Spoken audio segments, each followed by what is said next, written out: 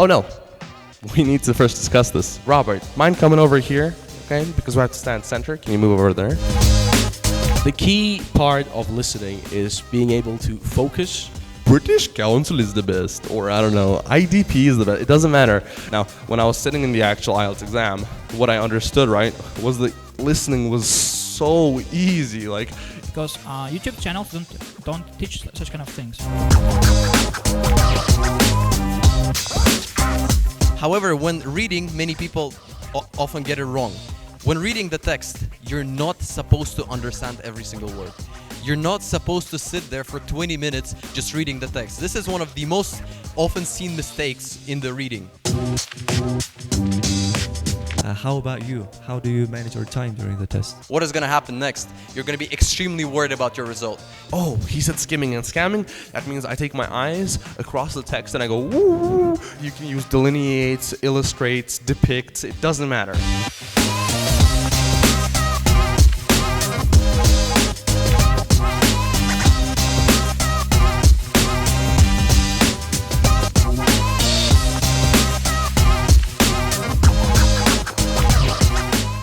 Assalomu alaykum hammaga.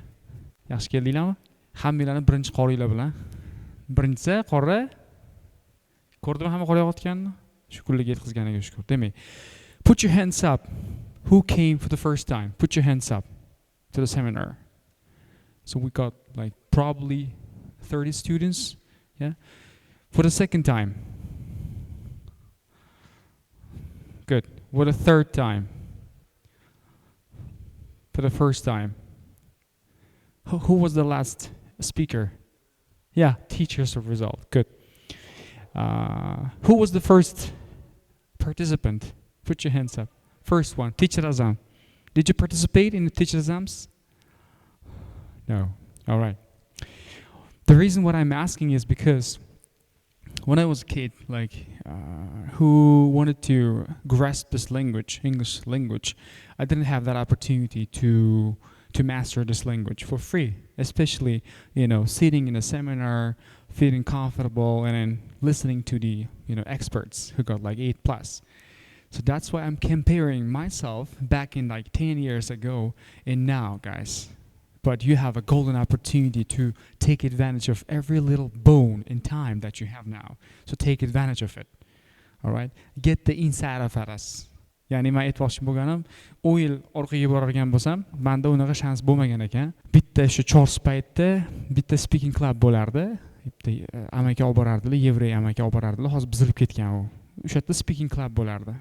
O'zbekcha gapirish mumkin emas, ruscha gapirish mumkin emas bo'lardi. Agar kim esida bo'lsa, akalardan so'rasa, 90-yildagi akalari, 91-yildagi akalari bo'lsa yetadi. Shunaqa speaking clublar bo'lgandi. Yoki Alisher Navoiyda keyin boshlangan.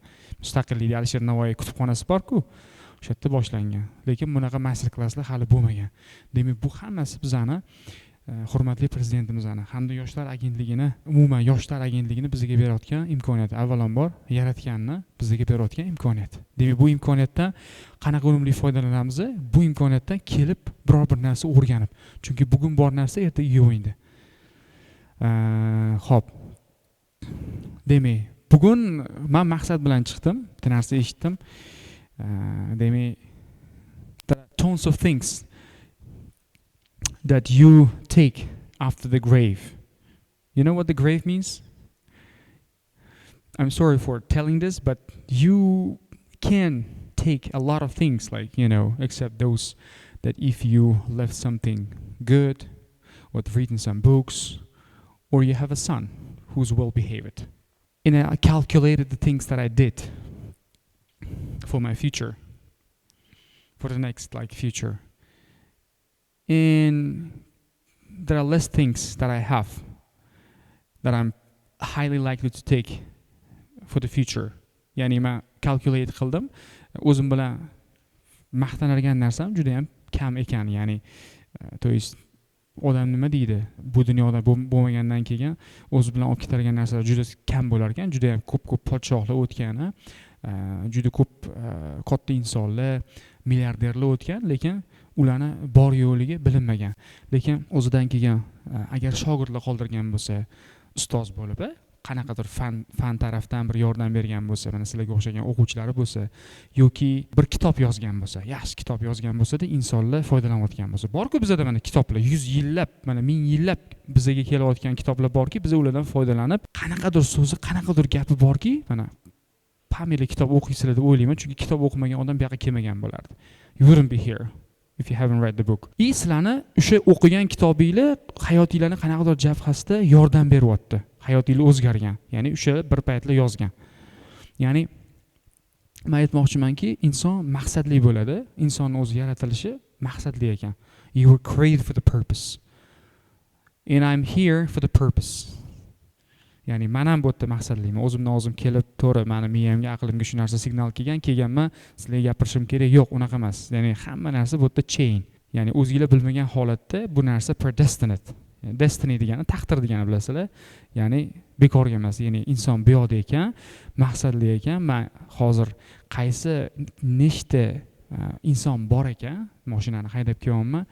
Men o'zimga maqsad qildim shu insonlarga qanaqadir ma'noda shu narsani tashkillashtirib, master class tashkillashtirib, ilm beraman, bilim beraman deb kelyapman. Men bilmayman. I have no idea how many tomorrows I have. Will I be standing tomorrow in the next seminar? I have no idea. But the main thing, I live with today. All right? Whatever I wish, I'm going to do today. Whatever I'm going to say today. What I'm going to spend, I'm going to spend today. Not tomorrow, not yesterday. Ertaga emas, indinga emas. Ana bitta gap bor-ku, agar sen bitta yomon privichkamiz bor, men o'zimga ham shunaqa privichkam bor, bu o'zimga ham nasihat. Agar ertaga degan avtobusga chiqsang, seni hech qayerga degan manzilga olib boradi. Deydi-ku, o'shanga hech qachon bugun plan qildinglarmi, u yomg'ir yog'adimi, qor yog'adimi yoki boshqa planinglar chiqadimi, to'g'ri qiyin bo'ladi. Ertaga qilarman degan narsani yo'qotinglar. Shu narsa xayolingizga kelsin. Bilinglar, rosa yordam beradi shu narsa. Chunki hozir ertaga deylarmi, ertangi ishingizga yana ertaga deysizlar. U hamma ishingizga ta'sir qiladi. Va shunaqa qilib sekin-sekin failure bo'ladi. Demak, chempion odamlar bilan oddiy mediocre odamlarning farqi ular sizlardan aqlli bo'lganligi, talantli bo'lganligida emas. Ya'ni misol uchun atrofingizda mana ko'p bolalar bor-ku, talantli. Mana teacher azam, Ma'rifat Jamol borlar mana. Hammalar sizlarga o'ziga o'xshagan, IQ xuddi shunaqa sizlarda ham. Faqat sizlardan oldinroq harakat qilishgan consistent ishlashadi ustiligida bo'ldi. Sizlar faqat shu haftada bir marta ishlashingiz mumkin yoki men o'zim bir haftada bir marta ishlashim mumkin. Shunaqa, farqi shunda. Lekin ular sizlardan talantli degan narsa yo'q. Men o'ylayman, ulardan zo'r odamlar o'tiribdi bu yerda. Ertaga keyingi oy balkim shunaqa odamlar kelar, masjidga master classga sizlarni taklif qilarmiz. To'g'rimi? Ya'ni no dreamer is small, no dream is big.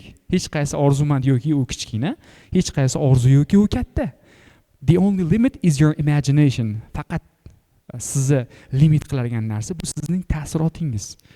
All right? It's up to you how big you think. Ya'ni qanchalik katta o'ylashingiz bu o'zingizga bog'liq. O'shanga men sizlarga nimaga bu gapni boshlayapman? Men yangi facelarni ko'p ko'ryapman, lekin men umid qilgan, bir harakat qilgan bo'lardim, ham talab, ham iltimos qilgan bo'lardim. Hamma seminarlarga imkon darajasida qatnashinglar. Chunki ani bepul degan narsani, ani bepul nimadir bo'ladi deydi, unday emas. Ya'ni eng sifatli kontentlar, eng sifatli joylar bular hammasi pul turibdi, bu tekinga emas. Bu hammasi pul to'langan, lekin sizlar uchun tekin. Tushunarli? Yoshlar shundan foydalanib olsin, ertangi bo'lajak onalar o'tiribdi, farzandiga tarbiya beradi. Farzand tarbiyali bo'lsa, bitta farzand tarbiyali bo'lsa, u jamiyat tarbiyali bo'ladi. Biz ustozlarimizdan ayblaymiz, maktabga borib, ustozimiz yaxshi dars o'tmadi, vaqtimiz o'tib ketib qoldi, zerikib qoldi, maktabga bormaymiz deymiz. Biz repetitorlarimizdan ayblaymiz, biz kerak bo'lsa ota-onalarimizdan ayblaymiz.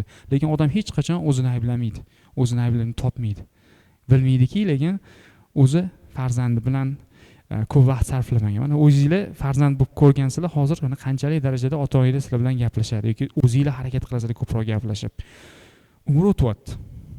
Lekin biz bir xil paytda so we spend our time complaining about, ya'ni shikoyat qilib o'tkazib yuboramiz. Shunga men umid qilamanki, bu yerdan chiqib ketar ekanmiz, bitta dona narsa bilan bo'lsa ham chiqib ketaylik. Bitta dona narsa bilan. Shu gapimiz esingizda qolsin. Men umid qilamanki, mana shu orqada bola o'tiribdilar. Ismingiz nima edi sizni? Turing o'rningizdan. Shu bola boshidan beri seminarimizga qatnashadilar. Men sizga rahmat aytmoqchiman. Sizni ulg'aytirib tarbiya bergan ota-onangizga ming rahmat. Shunaqa insonlar aktiv bo'ladilar, qatnashadilar, savol javoblar beradilar. Men har doim ko'raman. Bir marta men o'zim propustit qildim. Seminar bo'yicha o'zimni seminarimni bir marta oldingi safar o'zimni oilamga ozgina sarflay deb sarfladim. Bolalardan so'radim. Tashkilotchilar o'zingizlar o'tkazib berasizlar. Oldingi safar kela olmadim. Ozgina afsusdaman. Harakat qilinglar, o'sha bolaga o'xshab, rahmat o'tiring. Hamma kelsin, o'rgansin, imkoniyat olsin. Xo'p. Bugun anaramizdan sal chetlaramiz. Kim 8 bor? Qo'lni ko'tarsin. IELTS'da. Who got 8? Kim 7,5? Bitta, ikkita. Kim 7? Bitta. Kim 6,5? Kim 5,5?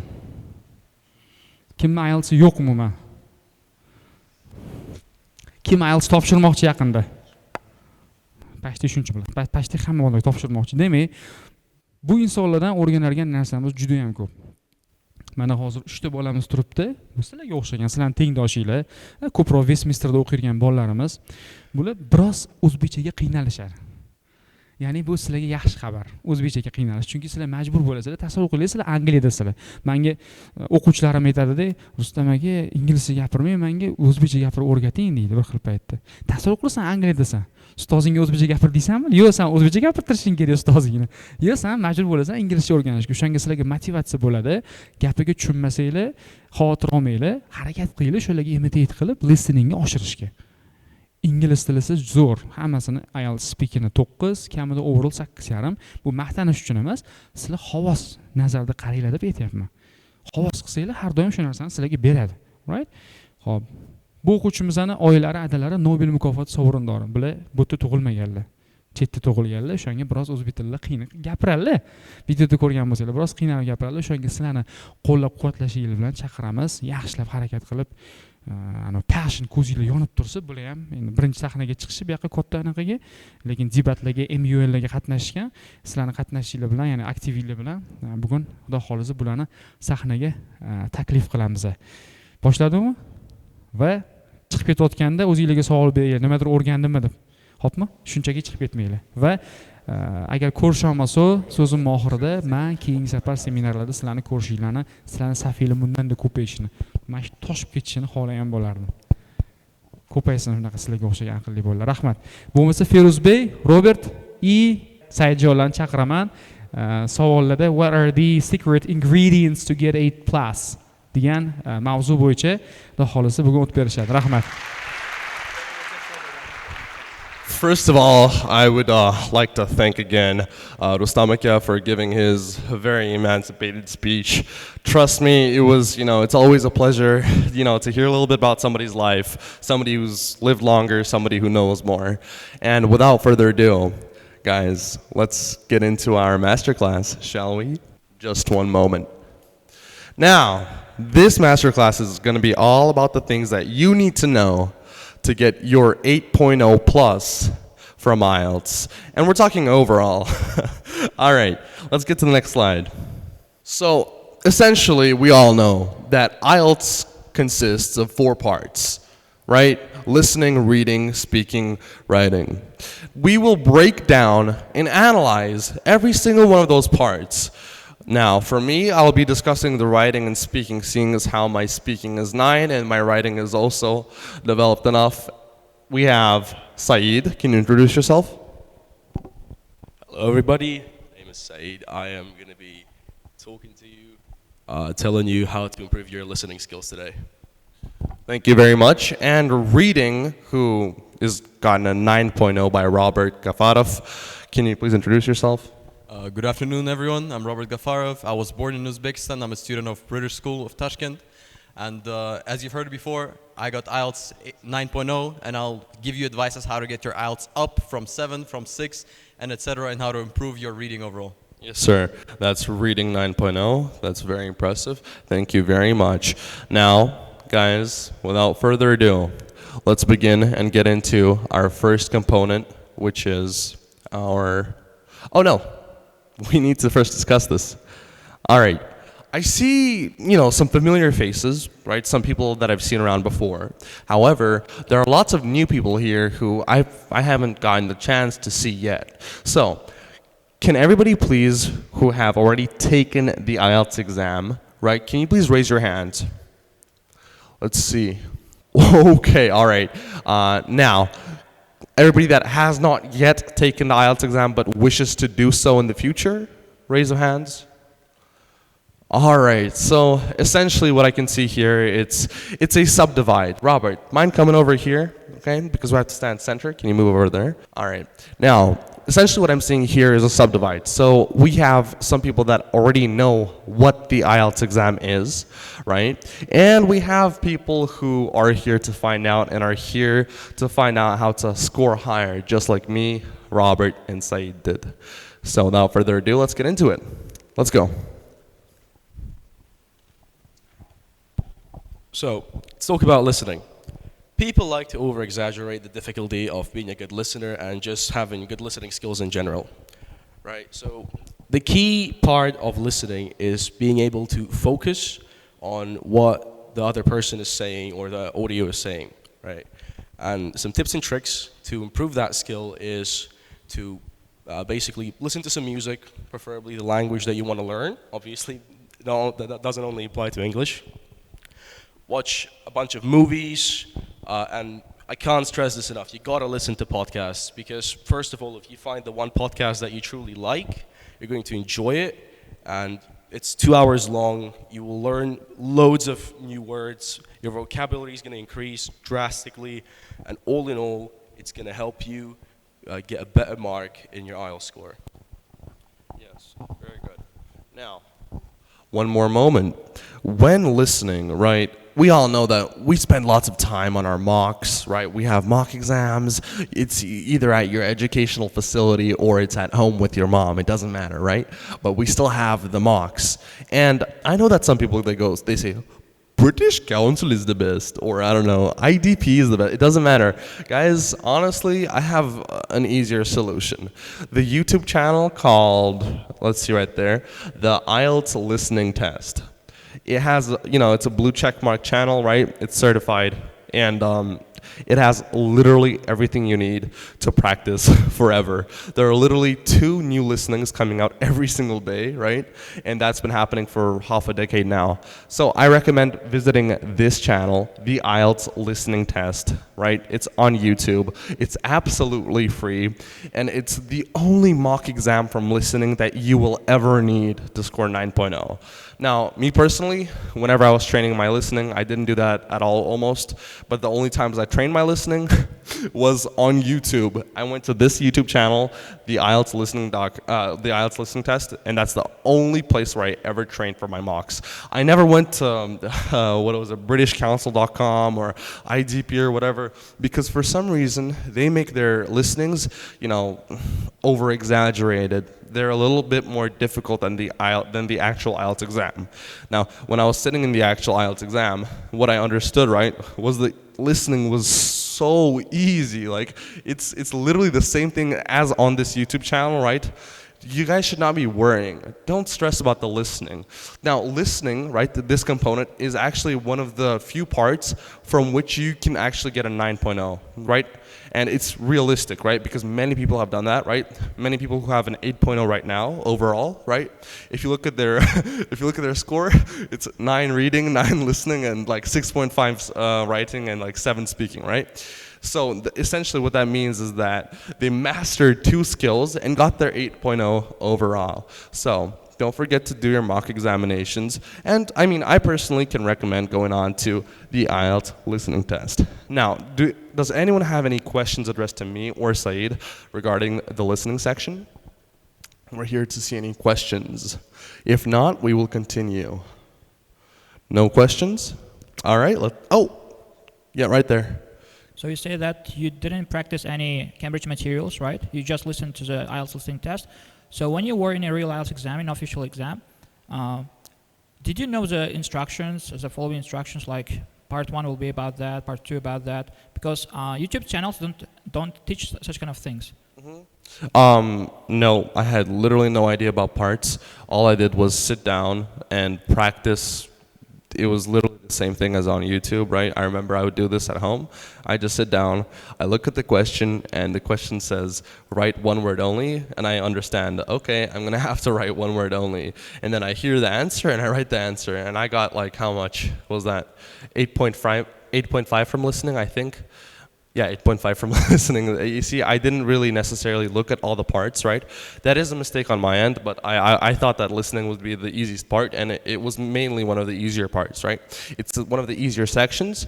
However, yes, I would still recommend putting a focus on, you know, subjugating the listening into the 3 parts. That's the correct way of doing it. But, you know, if you're in a pinch, right, and you don't have that much time, I had about a month and a half, then just open up this YouTube channel. Even if you already have studied listening, right, this is great mocks. This is just free mocks, and at the end of every single video, there are answers given at the end of the video. So, you know, free mocks, why not? Okay. Thank you very much. Now, any other questions? Okay, seeing as how there are none, we will be continuing. Let's see. Now let's get into the reading part. Robert, you have the floor. The next part we would want to proceed with is obviously reading. Reading is actually one of those 2 chapters, including listening and reading, as Firuz has mentioned before, on which you have to get the high score to get the high score overall.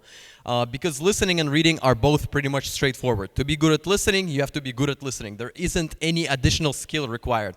Same as reading. To get a high score for reading, you literally have to read the text fully. However, when reading, many people often get it wrong. When reading the text, you're not supposed to understand every single word. You're not supposed to sit there for 20 minutes just reading the text. This is one of the most often seen mistakes in the reading. You only skim the passage, which means that you understand the overall meaning without necessarily understanding every single sentence that's included in it. Which means that you may overcompensate on your vocabulary by just understanding the text, because learning 500 words of vocabulary to understand every single word might be useful, but it is not necessarily effective. The next major thing is that when answering the questions, many people just assume what was supposed to be there. What you should do instead is, when reading the question, find the key word of the question. So, for example, that would be, like, what is the paragraph? You come back to that paragraph. You don't assume that, I'm pretty sure I saw it in the second one. No chance. You will not pass the reading test. The only way you do it is you come back to the text. You saved a lot of time, but not by not reading the question and the text thoroughly. So what you do instead, you use that saved time to come back to the text. You read the text again. You ensure that this is the word I need. You don't change the word. You look for synonyms in the questions or for the key phrase in the question and use it. And then the next major thing is the major difference between IELTS 7 and IELTS 9 is obviously for reading time management. On the IELTS exam itself, for which I got 9, I completed the entire test in 30 minutes. This is the result that you would reach maybe later, but for now, you need to save as much time as possible.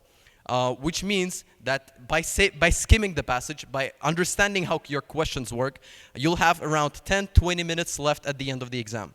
The biggest problem with reading is misunderstanding the question. And how you fix that? At the end, in those 20 minutes, you go through each one of those questions, read them again, read your answer. Find the example of that in the text. Again, read the question, read your answer, find the example of that in the text. If you don't do that, you'll have so many mistakes which are just from being inattentive, from just misreading something, some part of the text. And another major part of reading is the technique that you should use. So this is called SQ3R, which is survey. As I've mentioned, you skim read the text. You don't read it fully. You read the question fully. You look for the key word in the question. You look for the synonyms of that word or the key word itself in the text. Unless you find it, you cannot answer this question. And the third one, read, recite, and review. It's quite self-explanatory, obviously. So coming back to the text, you find that example, and at the end, you must review the text. So for example, if during your practice, you might not have as much time left. So for example, you have 5-10 minutes left. What you should focus on then, because like it's a whole lot of questions, and you might not have time to check them all. Well, one advice that was particularly efficient is that you should come back to the true, false, and not given questions. Those are considered the most contemplating for many students, the most difficult ones, as the way the text is phrased is always intended to fool you. So if you come back to that part, so true, false, not given, you look through that first of all, above all. Come back to those questions when you have that 10, 20 minutes left. First you do those, and only then you proceed with the rest. These are the most complicated questions for the most of the students. Alrighty then, thank you very much, Robert. So now that we have discussed, could we go back to that slide, please? Thank you. Now that we've discussed the main components of reading, either me or Robert, we're out here to answer your questions. Guys, please don't hesitate to ask any questions, because it's very important that, of course, at the end of the day, this masterclass is made for you guys, not for us, it's for you. If you know what I mean, then just raise your hand and we'll answer any question. Yes, the little lady over there. Could we give her the microphone? First of all, thanks for organizing this meeting. And my question is, when I read one text, especially the IELTS reading text, I always struggle with getting the final meaning of the sentence. Like, I thought that this was the lack of grammar rules or even lack of vocabulary, but yeah, I can find when I read one sentence of the text, I cannot understand the final, general meaning. And there are some vocabularies that I don't know, but when I search the new vocabularies from the dictionary, I cannot match their meaning to the text. Like, I cannot get the whole meaning of the sentence. So, this is the problem of mine with comprehension. So, what do you recommend? Yeah, of course, that's actually a really common thing in general. So for that sake, as I've mentioned before, you do not need to understand every single sentence. It's just as simple as that. You read the entire text, you understand the entire context. What is it overall talking about? What is the paragraph overall talking about? Yes, you might not understand the second sentence because 3 of the words included in it are not familiar to you. The thing is, on the test itself, you will not have an opportunity to look it up in the vocabulary. So when doing your practice test, you should not be relying on the vocabulary. You should not be relying on looking up those words. You should be relying on your technique. Because the key words that are going to be in the question, they're going to be in the text as well. So even if you don't necessarily understand the word, you can still associate with what word is related to it. So if it's a noun, it's going to be a noun in the text as well. It's not that difficult to comprehend. And again, you do not need to understand every single word of the text. Good afternoon, first of all. I'm about asking the time management during the test. 2 years ago, I took the test and I spent 15 minutes to the passage 1 and like 20 minutes to the passage 2, 25 minutes to the passage 3. How about you? How do you manage your time during the test? So one of the best time techniques would be, first of all, you should not be spending 20 minutes on the second passage, because the second passage is pretty much the same difficulty as the first one. So allocating around 15 minutes for that would be beneficial for you overall. And the third passage, even though it is more difficult, you might want to spend less time reading the text. Because yes, the text is complicated, but the thing is the questions are going to be in the text already. So you're going to get the context of the text through the questions as well. You should read the text faster. So the best time allocation would be 15, 15, 20, which means that you're going to have 10 minutes left to go back to look at all of those questions and again focus on the true, false, not given questions. Thanks. Okay. Is it okay to start the reading from passage 3 and then to passage 2 and then the last one, passage 1? Yeah. To be fair, I don't think that this is the best strategy because when you just start the reading test, you might feel a bit lost. In reading and listening, it's largely about your confidence, largely about you understanding that you can do it. Because many people face the nerves. So they answer one question wrong, they don't understand the question and they become lost. They think, what am I going to do? I failed the test. And then because of those worries, they failed the next question and the next question and the next question. The thing is, if you start with the third text, which is the most difficult one, and in the questions, out of those 10, you cannot answer 4 questions. What is going to happen next? You're going to be extremely worried about your result. You're going to be, I cannot do it. I can't even do this text. What am I going to do next? So what you should do instead is you go by difficulty, so starting with the easiest one that's going to get your brain rolling, so get your brain into reading, into that reading mode, and start reading the text. Another advice that is really useful is when reading, even if the text is extremely not interesting, so this is the topic that you absolutely hate, some science that you couldn't care less about, You have to pretend like you're absolutely loving every single word you're reading. Because if you're even gonna pretend that you're passionate, you're gonna comprehend the reading much better.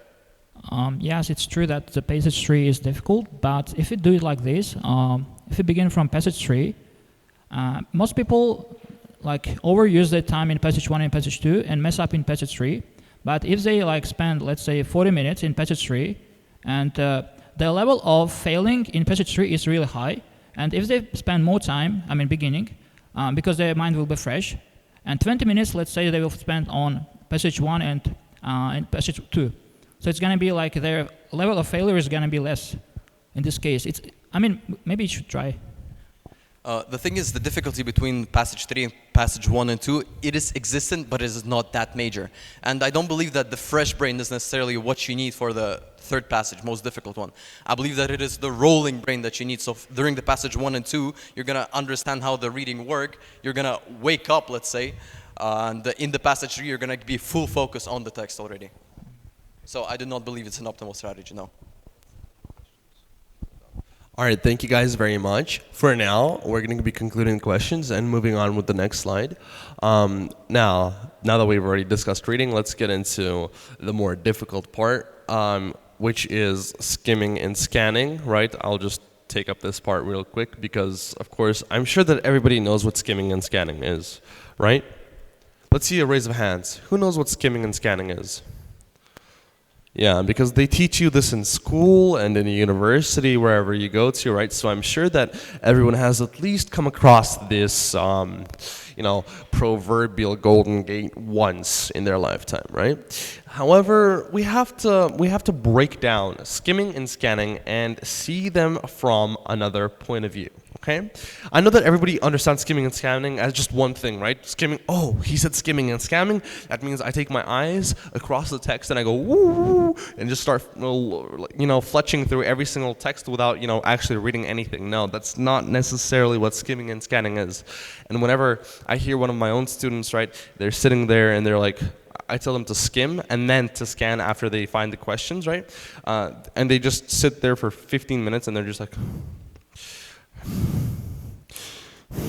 and they're just breathing very loudly and just, mindlessly strutting around the different articles of text. That doesn't necessarily make sense. Look, skimming essentially is when you look through the whole text, right? You don't necessarily read everything, but you look through the main parts, right? You know the way that I like to do my readings? If it's a noun, I circle the noun. If it's a verb, I underline the verb. That's why whenever you see me reading and I'm just doing random circles and lines, now you know what I'm doing, right? I always do that because it's easier to colloquially allocate the question to the answer, right? If the question is searching for a verb or an action, then I look at the underlined words. It's easier to focus and to break them down, right? However, if the question in the reading is asking for a noun, then I look at the circles, right? I sometimes put like a little X over the words that are compound nouns. Sometimes, very rarely, but sometimes those are also the answers, and that's how I easily can see where my answers are. And that's how you can use that in your skimming session as well. And then, after you finish skimming, you go to your questions. Right? You write your questions and you're looking at your questions and you're reading your questions and you don't understand anything because you have not read through the text yet. What do? You go back, now that you understand the kind of questions and the kind of focus areas that you should be putting your crosshairs at, right? Now that you have a working understanding, you go back to the text, right, and you read carefully. You read carefully through the areas, right, that are your focus points because you know what to focus on. You read the questions, and now you know roughly where the information is based, right, and what the information is about. You go back and focus on that, all right? That's what skimming and scamming is. Did I just say scamming? I meant scanning. All right, next slide. We're finished off with the reading. Now comes the difficult part. This is writing, right? Robert, how much did you get from writing? 7? You also got a 7. Yeah, writing is it's difficult, right? I know that people usually just look at writing and say, you know, занижают же, чё мне стараться, right? And yeah, to some degree, I guess that's true, right? But still, you know, you should at least try to get a 7, right? Because a 7 is also very good. And how do you do that, right? I'm sure that okay, do you guys know the structure of writing? Can I see a raise of hands? Okay, all right. So, you know, we have some ifs and some ins, but we don't necessarily have the whole rabbit house. So, let's see. Task 1, right? Oh, could we go back for a second there? Yeah. So task 1 is mainly for you to verbally illustrate information that is depicted or delineated on a chart, right? So you have a table or a chart or a pie chart. It doesn't matter, right? You have information there, right? And you have to write that information into words, right? And put it in your task 1. The amount of words usually varies. It's from 150 to 200, but I wrote somewhere around 340 words, 350 words for my task 1 in the exam. I still got a 7.5. So I guess the reason why they tell you to keep it within 150 to 200 words is because, well, technically, the less words you have, the less mistakes you can have, right? Well, unless you're that one lucky star that has a few mistakes in one word, which is you know, it's a surplus. And then we have our task 2. It's more subjective, right? You're usually given the difference between 5 topics, right? There are 5 different types of task 2, which we're not necessarily going to cover now, but it's basically either when you give your opinion, right? It's either when you argue, it's where if you compare, or, you know, if you diminish some sort of information or discuss it, right? Those are the main parts of writing task 2. Let's go to the next slide. Right, so task 1.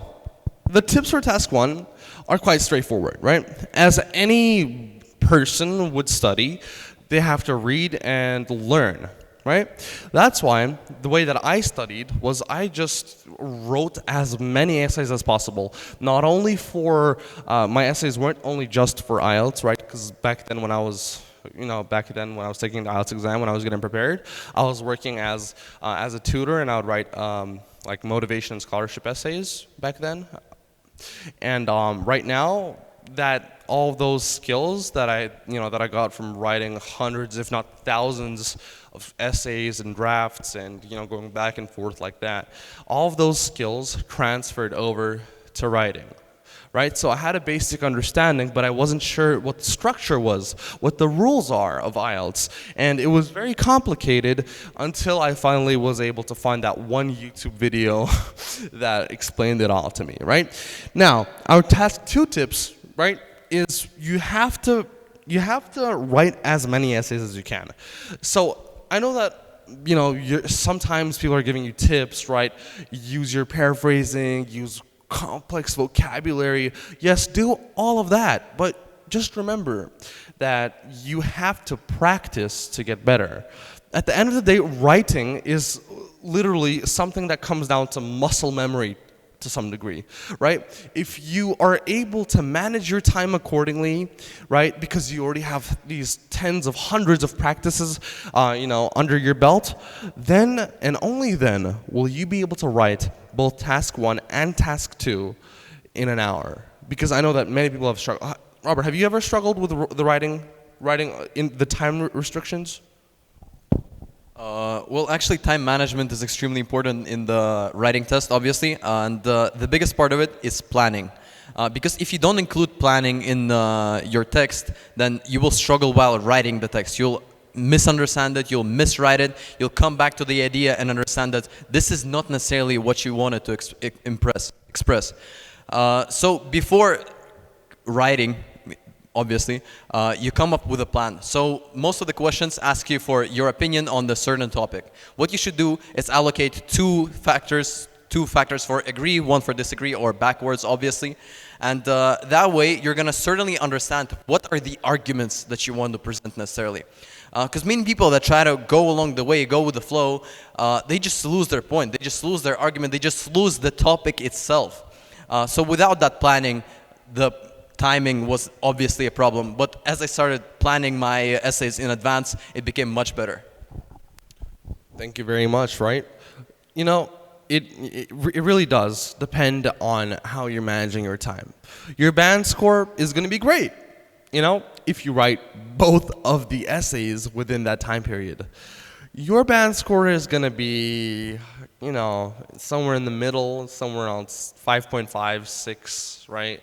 If you only wrote task 1 or task 2 and wrote half of the other task, right? And your writing is going to be bad if you weren't able to finish neither task 1 nor would you finish task 2. So we all understand that, right? That's why I'm again saying, you know, repeat, and after you finish repeating, what do you do, Robert? Well, yes, exactly. Now, let's go over to, before I continue, I forgot to always use this part. For task 1 tips, right, guys? This is how I always start my task 1s. Essentially, why are task 1s are all basically the same. They're different types of tables and charts and what be it, right? However, the introduction is always the same. I always start my introduction like this. The something chart or table delineates information regarding, right? That's how I always start my writing task 1s. What does this mean? Right? So the something in the, you know, in the underspaced part, right? I'll usually put pie chart or bar or table or line graph or whatever, right? So that's why the underscore is there, right? You just replace that. And then something table delineates, right? You can use delineates, illustrates, depicts, it doesn't matter, right? All of these are very strong level words that basically have the same meaning. It just means to show something. This bar chart shows information. And regarding, it's a fancy word just to say about, basically. That's it, you see? This C2 whole level, you know, the concoction of these complex words are just broken down to mean this bar chart shows information about something, right? It's not that difficult. Remember this and use it in the future, okay? You're welcome. And considering that writing 1 is mostly about demonstrating your formal knowledge about writing the text formally, the biggest part of it is obviously structure. So what many people struggle mostly is the main body. What do you include in it, considering especially maybe you have 2 graphs and you have to include all of the information? Well, basically, you should divide the main body into 2 separate paragraphs.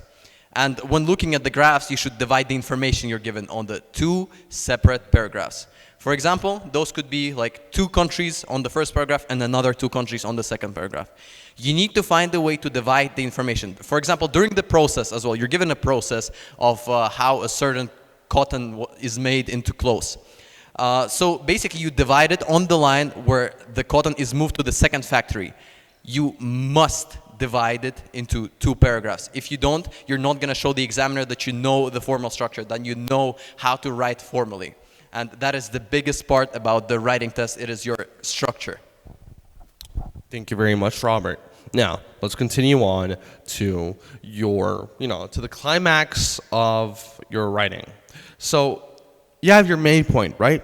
The main idea behind every task 2 and the main point and the main index and figures and percentages in your task 1.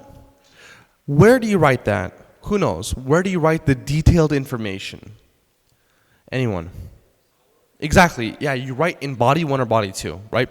You give this is how the structure planning should be. For task 1, it's quite straightforward.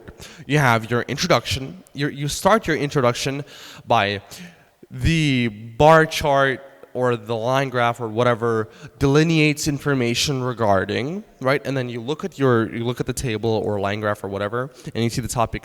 It's the population of China in 2005, right? And you say regarding the populace of a country in Asia in the year 2005, or it doesn't necessarily matter, right? You paraphrase, and you start it with the way that I gave you. Trust me, it works, and it's just really good. Now, after you do your introduction, you move on to your overall. Who knows what the overall is? The overview, the general. What is that? Does anybody know? Yes, exactly. General information. Now, general information is just, how I like to split up my information is usually when I see, let's say, a line graph, right? I see that one line is at very high and the other line is very low, right? Simple, right? I just say, overall, comma, it is clear that China's population rates in 2005 were at its pinnacle, comma, whereas, and then comma or just full stop, whereas, comma, by the year 2010, its population decreased significantly. Or whereas, comma, after the passing of half a decade, if you're a more advanced writer, half a decade means half of 10 years because a decade is 10 years. So, whereas, comma, after the passing of half a decade, China's population or China's populace decreased considerably, right? That's your overall, done. Body 1 and body 2. What do I write there? What do I write in body 1? Exactly, right? So let's say that we have a trend, right? Let's say that we have a trend. The year 2005 and the year 2010, right? You're given 2 years. I would just like to use the finger method. The finger method is basically where you close one eye, you see your line graph, you finger that chart, right? You place your finger right in the middle, and then everything, all the information to the left of your finger, right? To the left of your finger, that's body 1, and all the information to the right of your finger, that's body 2. That's quite straightforward. Just finger the chart, right? Right, Robert? Exactly. It's very, how should I say this? When you split your information correctly, right, then the time allocations are even better. It's even more accessible because you're saving about 10 minutes. I know that some people can just sit there and like, oh, there's so much information. What do I do? Right? And you just spend 10, 15 minutes of your time. What you could do is just place your finger there, body 1, body 2, done, right? Body 1 is 2005, and body 2 is 2010, right? Easy peasy, done. And you can do that not only with your line graphs, you can do that with a bar chart. How would we do that with a bar chart? You don't place your finger in the middle, you place it horizontally, done, right? Everything that's on top of your bar, on top of your finger, that's body 1. Everything that's under is body 2, or vice versa. It doesn't matter. But you have to understand that splitting information is very easy. It really does depend on how you can group the information. Let's say if it's easy to group the information, then group it for your sake, of course, I'd be really happy. But if it's very difficult and it's time consuming and you don't have that much time left, just plop out that finger, done. Right? Easy peasy. Now, the structure for task 2. Task 2 is a little bit less complicated. Personally, I believe task 2 to be easier, right? Robert, do you have anything to say? Task 2 is the easiest. Basically, you're given your topic, you paraphrase that topic in your introduction, you give your thesis. Does anybody know what a thesis is? Yeah, essentially just your thought that's translated into writing, done. What you think about this certain topic, what you think about this certain demographic of people or argument or whatever, you give your thesis, right? So paraphrase, thesis, done. Then what do? What's the next step? Exactly, body 1. What do you do in your body 1? Usually, I like to split up my information right off the bat. Let's say if it's an argumentative essay, right, and it says discuss both points and give your opinion. What I like to do, right, is instead of having 4 paragraphs, I would have 5. I wouldn't recommend this for everybody because it's very difficult to pull off correctly. But if you do have more experience in the writing, then you could discuss the first argument, right? Discuss the second argument, and then in the 4th paragraph, you could give your opinion or your thoughts. All right, and then you'd have your 5th paragraph would be your conclusion. However, I do not recommend this for everybody. It is very difficult, right? And if you do want to, try this out, you should try to do it with the guidance of your teacher or in the classroom or what be it. Don't go take the IELTS exam and say, Firuz told me I can write 5 paragraphs for my argumentative essay. No, Firuz told you that you could try. So, if you do try, it's on you. Okay? Not before you practice. Not before you personally show me at least 25 essays using the 5 body paragraph style, and only then will I think about letting you take that IELTS exam correctly. No. All right. However, the main structure of writing is task 2 is quite straightforward. Introduction, body 1, body 2, conclusion. Done. Body 1, you give your first argument. Body 2, you give your second argument. Or if it's a counter argument, right, you give argument and then you give counter argument, or you give the issue and then you give your argument, or you give cause and effect, whatever, right? We all know how to split up information correctly. And then in your conclusion, please, for the love of God, do not write any new ideas. Do not write anything new. Just paraphrase your introduction, okay? Just paraphrase your introduction. I have seen too many of my students writing their new epitome, and they're having eureka moments at the end of their essay. Like the conclusion is just meant for it to be a rough summary of your introduction, right? It's not supposed to be somewhere where you only start discussing about your new neighbor's pets or whatever it is. Please, please, no new ideas at the end of your essay. Right, Robert? Thanks. Damn. Okay. Now that we have that over with, let's get into speaking. Now, I want Robert to start off with, oh, yes, could we go back, please? Yes, could we pass the microphone over to the little lady over there?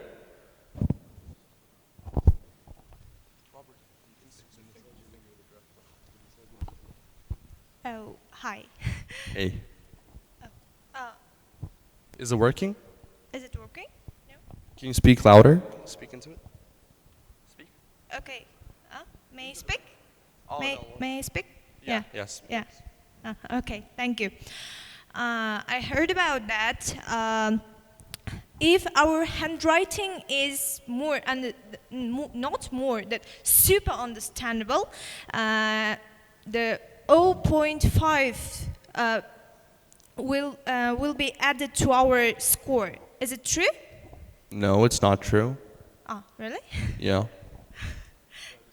It's yeah. I don't know who told you that, but actually it's the other way around. If your handwriting is super understandable, good job. Pat on the back, right? But if your handwriting is super unclear and you can't understand anything, then the examiner is not going to sit there and try to understand it. They're just going to mark the word as a wrong word or spelling mistake or whatever, and they're just going to skip that word. I've sat down and I've talked to many examiners of the actual IELTS exam, be it in England or in New Zealand, right? They all say the exact same thing. If you're taking the traditional pen and paper, pencil and paper exam, right? Then please, right, don't write all caps. Some people tell you to write all caps. No, I don't want the examiner to look at an essay and it's literally screaming at him. There was a difference between the male and female demographic and it's all caps. Don't write that in all caps. That is not good and I would not recommend. However, do not write cursive either. You know what cursive is, right? When you write like this, little flowy, all connected, and you can't understand anything.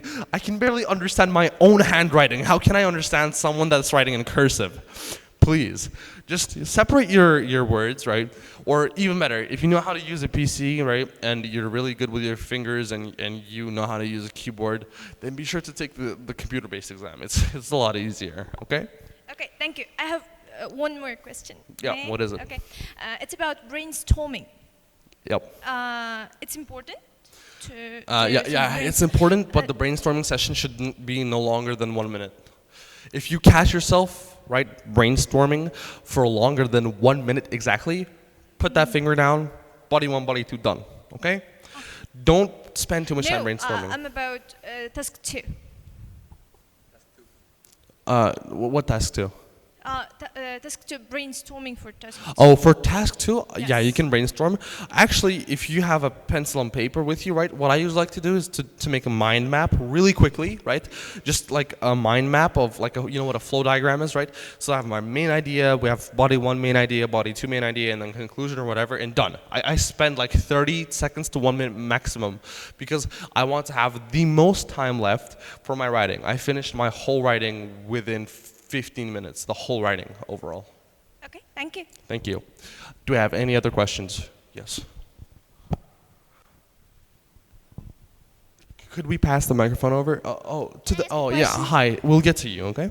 My question is, my teacher in Fergana, I have arrived from Fergana today. And Excuse me? Could you repeat that one more time? I have arrived from Fergana today, and my teacher in Fergana, my IELTS instructor, used to say that when we have kind of agree and disagree questions in task 2, he says that being totally agree or totally disagree can be, the candidate can have less opportunity to get a higher score. That he says that we have to be we have to be balanced, to write in balanced way. What do you think about that? He said that we can have a maximum 7 in task response. Is it true, or how do you think about that? Well, okay, that's a subjective area because personally I'm a believer in the complete agree or complete disagree. However, whenever I was taking my mock exams for writing, I would always go for the half-half, right? I would say that from this point of view, this is correct. From this point of view, it's incorrect. And then give a third body paragraph and give my own point of view, right? But that's very difficult. That's why I know that many of you guys here, your writing skills aren't as developed, right, as probably mine or Robert's or whoever's. That's why I wouldn't recommend going for the half-half method. I would just go, you see agree, disagree, you go agree. Or you go disagree, right? Whatever your heart tells you.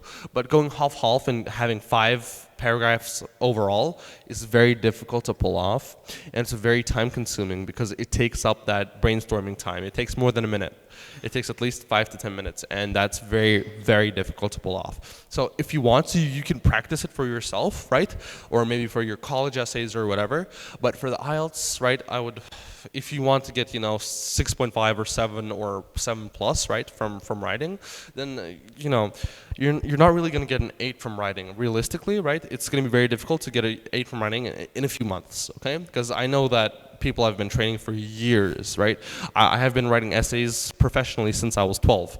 And I got a 7.5, which is upsetting, of course, but it does show that the writing itself is difficult. And I wouldn't recommend going for the most difficult approach for every single person, right? I would just go with a straightforward, you get your 7 or 7.5, right? And that'll be it, okay?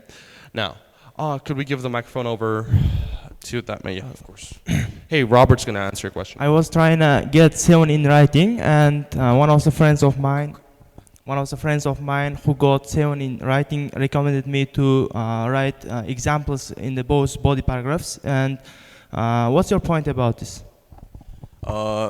Absolutely, your friend is right. You should be including examples into your every single thesis. So if you state a thing, you'll have to explain how it's applicable in the real world. You have to make the examiner understand why you necessarily took that position, not the other. So absolutely, you need an example.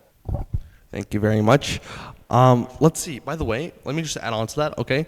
When you're giving examples, right, you can actually also give personal examples, like real life examples, but you should do it in such a way that you're not focusing fully from the first person, right? And you're not writing the whole essay from the first person, just your own example, that small example, that tidbit, right? That's from you, right? Because any reader would enjoy some authenticity when they're going through an article or an essay, right? So you could give your own examples as well. One sec, one last advice, and listen up. If anything, you never heard this from me, but you can include fake statistics in your examples. Don't tell this to anyone. Don't tell anyone it's fake. But when writing your writing 2 task in your bodies as an example, you can use fake statistics. So for example, what you would do, the scientists of the University of Southern California have proven that 30%, you have no clue if they actually did that or not. Very likely they did not. No one's gonna check that. If you include fake statistics, it's gonna show the examiner that you're knowledgeable on the topic that you see for the first time. So you never heard this from me, but you should be utilizing fake statistics if you have to. Exactly. That's very well said by Robert. Yeah. You know, pulling one under the table, it's no biggie, but still, you know, if you don't know how to do that correctly and you haven't trained that, stay away from that, because that's very dangerous. Because God forbid you say the scientists at Caltech said that all men are misogynists. Right? That's not good. And the examiner, if the examiner can see it's a blatant lie, they're not gonna like necessarily do anything, but you know, they're gonna, you know, it's a human reaction to be a little iffy-diffy of whatever you're reading that's fake, right?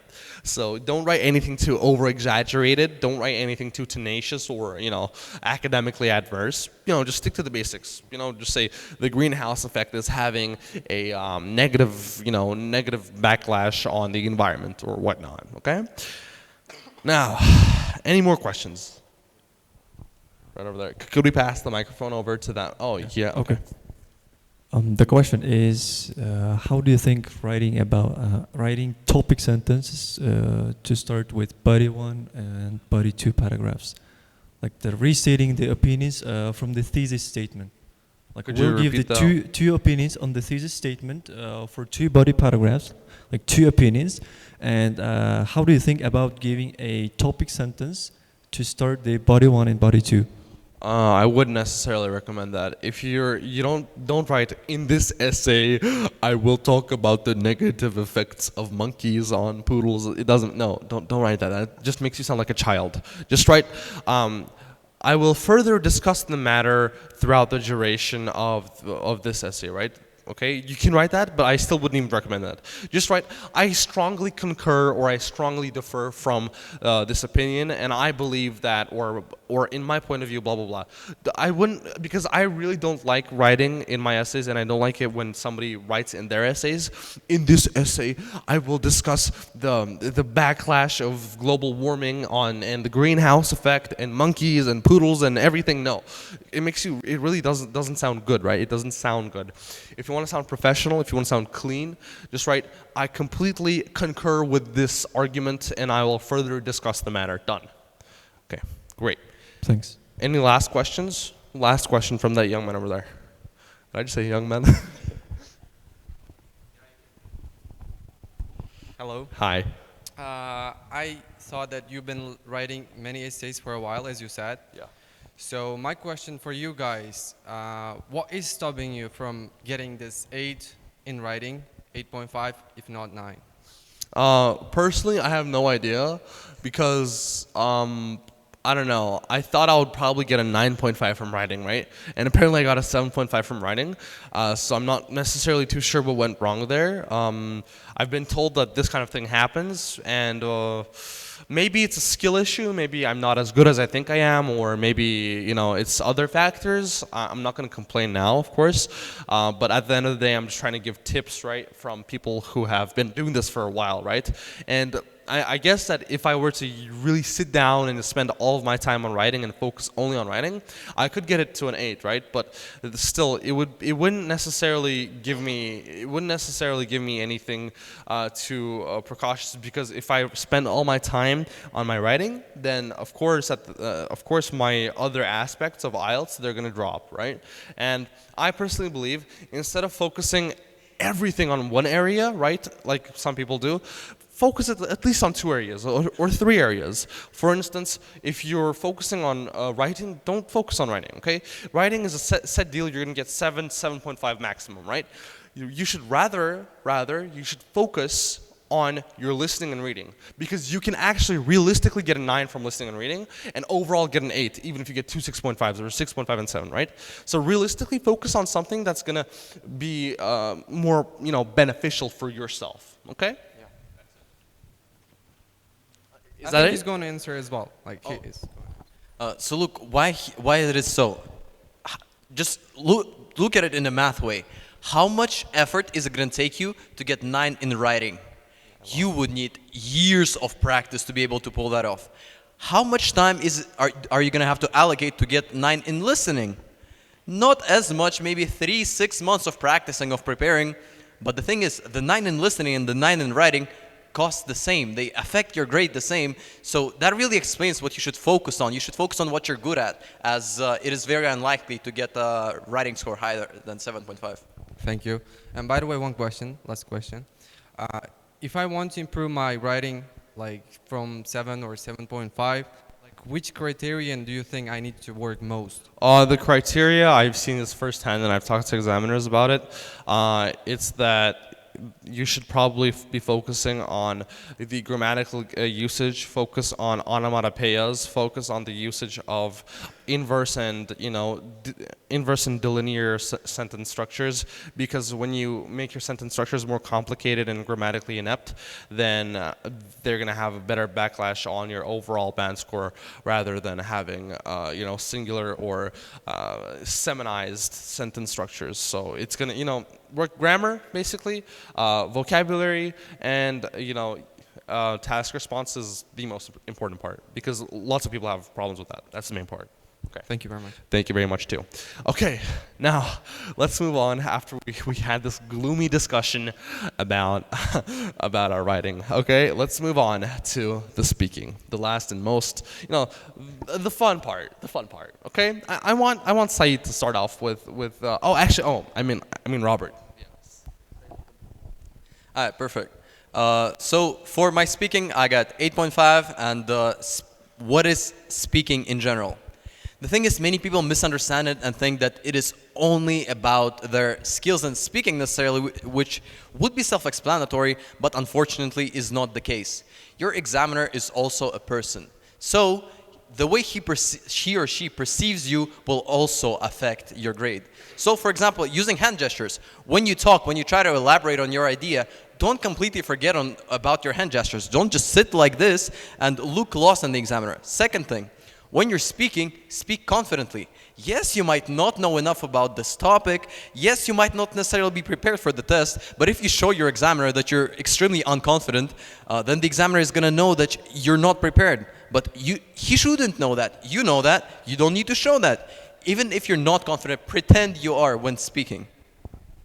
There's also a further technique that I would like to explain later after Firuz gives his speech. Thank you very much. Now, I really know that lots of people, their only goal in this whole white world on God's green earth is to score that 9.0 from speaking. I got a 9.0 from speaking, right? So the perfect speaking score, but it's not necessarily in the way you think, right? Could we have the next slide, please? Could we have the next slide? Thank you very much. Now, it's divided up into two parts, right? I have two main tips for everybody. The first one is, I would like you to think of speaking as if you were telling a story, right? Imagine that you're sitting in front of a campfire and you're huddled around with all your friends and all your buddies and close relatives, and you're telling a scary story, or you're telling a fun or interesting story. Try to make it as intriguing as possible, right? Try to add personal experience, personal facts or statements or whatever about yourself. Now, when you're telling a story, right, the most important aspect is to have the interest of the listener, right? If your audience wants to know what you're going to say next, right? Just like here right now, you guys are interested, right? At least I hope. And the most important part of telling a story is keeping your listener at the very edge of their seat. If they want to know and if they're interested in what you have to say, then I'm sure, my friends, that after all your grammar practice, after all your vocabulary, after using proverbs and idioms and differentiated grammatical structures and everything else, at the end of the day, if they like your story, they're going to give you that 9.0. Okay, guys? All right, I'll give off the microphone to Said now.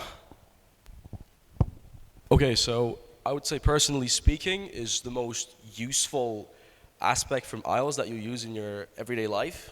And obviously, if you train and do all the speaking parts in your exam books, it's not going to help you increase your speaking drastically. I would say personally, you got to just find a person who you can talk to easily, just like a partner or and if you have an English-speaking friend, the best thing you can do is just have regular conversations in general. And when you're on the video call with the IELTS examiner, you gotta remain composed. Composure is key, because if you just begin sweating, you just start shaking, don't know what you're going to do, you just fumbled, and the examiner is just gonna look at you like a nervous person, and you're not gonna be able to basically pronounce anything that you wanna say, right? So stay composed, but you gotta remember that also the examiner is not your friend. Don't talk to him like you would talk to a friend. It's a grown person from around the world. They don't want to listen to you talk about your grandma's cat that passed away 10 years ago. They want to listen to you as a speaker, how well you can pronounce words, how good you are with spreading your ideas. And all in all, it's very simple to improve it. As I said, you can just listen to podcasts. Once again, it will help you. You can sing songs if you like, and basically the best part is you just talk to people. Thank you very much, Saeed. Yeah, exactly. In the speaking section, okay, I know that all of your teachers tell you, he's your friend. Talk to him like he's your friend. Kick back, put up your legs on the table. Nah, don't do that, of course. Think of the examiner as a, long lost relative, right? And you guys are just reuniting, and you just see them for the first time in a while, right? And you're like, oh, hey, my name is Firuzbek, and you can just call me Firuz. I'm going to be talking about whatever with that person, right? But don't necessarily think of the examiner as your friend, okay? Now, before I give the microphone off to Robert, let me talk about these two tips that we basically discussed already, okay? So the first one is practice with yourself. Start implementing English into your daily life, okay? So in the day-to-day routine, right, be it listening to music or movies or or podcasts or whatever, just, make a little switch in your life. I know that you've heard this a million times, and I've said this 1,000,001 times, but still, guys, just make a switch in your life, right? When you have your free time, right, and you're watching something on YouTube and you're listening to music or whatever, just make a switch in your life and do that in English. Watch something in YouTube in English. Listen to a podcast in English, right? I don't even know. It's really the small steps, right? Step by step, you're getting closer to that 9.0 by making every small step count. Is how essentially you're going to get that perfect 8.0 plus or that 9.0 from speaking or what be it, right? It's one step at a time. And find yourself a speaking buddy. A friend or family member with whom you only speak in English with, right? You're only going to speak English to them, right? Whenever you see them, okay, be it outside or at a gathering or whatever, you guys are Englishmen now. You're going to pop back, get yourself a cup of tea and say, oi, governor, right? You're only going to be speaking English with them, right? Okay, just make a deal with them. If your friend is a native speaker or if your friend, has good English skills and a good English understanding, then make sure to, use them. Okay, don't use them, right? But, just ask them if they're comfortable only speaking in English with you, right? It's really going to help you out a ton. That's the main point from me. Now let me give off the microphone to Robert. So to continue, I would like to elaborate on the tip 1, clause 1, which is practice with yourself, start implementing English speech in your daily life. So first of all, start implementing English speech in your daily life. How do you do that? Well, I'll tell you my personal story. So basically, we had a group of friends who used to play online games together. What we agreed on is that when we go on Discord, we only speak in English. Only. When we're gaming, it is extremely uncomfortable. I just want to swear in Russian. I just want to get call-outs in Russian. However, we force ourselves to continue speaking in English only.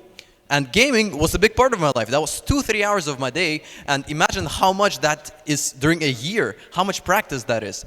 And the biggest part about speech, the biggest difficulty is practice. So when coming to listen or reading, practice is pretty much straightforward. You read, you listen, and then you check the answers. In speech, however, it is much more complicated. So many people that don't necessarily have a personal tutor to support them in that matter, that would point out their mistakes, write down their speech, many people find practice pretty much impossible. However, there is a method. What you should do, place your phone in front of you, press record, do the full IELTS speaking test. Full, from the beginning till the end, you talk to yourself, you talk to your phone. What you do next, you take your phone, you turn the screen down, so you don't look at yourself, and you only listen to how you're speaking. So for 6, 7, 10, 15 minutes, you listen to your speaking, and you understand what you don't like necessarily about your speaking. So for example, if you often use you write that down. I shouldn't be using it as often. And next time you're gonna use that. So after those 10, 15 minutes of listening to your speech, which is gonna be extremely annoying because your voice sounds different, obviously, and that is also a big part of your confidence, a big part of your public speaking. You turn your phone upside down, you turn the sound down to 0, so you only see the screen, no sound, and you look at yourself speak. It is, the first time you do it, it is gonna be extremely awkward. You're gonna be like, no, I don't look like that. Oh my God, this is so awkward. And then you see yourself sitting there like, you don't even hear anything. And it just looks extremely awkward. So, but the thing is, by doing that, you actually understand what are the factors you have to improve on. Maybe, for example, you don't smile when you're talking. Because when you don't smile, your examiner thinks that you're extremely uncomfortable. Yes, you might be. Yes, you should be. It is your exam. But again, you have to pretend you're confident. You have to assert that energy that you are confident and knowledgeable in the topic. You have to show the examiner that you like speaking about this topic. And the third thing, the most important and the most difficult, you take that video and you write a transcript. Yes, it is extremely time consuming. But when writing that transcript, you're gonna understand exactly what sentences you use during the text. And when doing that, as many of you already know, the difference between IELTS 7 and IELTS 9 are idioms. Look up idioms, look up YouTube video, most popular idioms for the IELTS test. You don't have to use the ones that are too complicated, obviously, for beginners especially.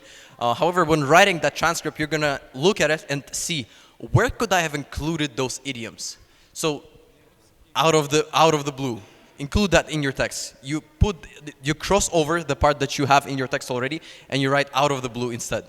And by doing that, you're gonna learn to integrate idioms in your speech. So after that, after you recorded that video, did all of that hard work, next day, you do the same exact thing again. You open up your phone, you point it at yourself. However, this time, you remember the mistakes.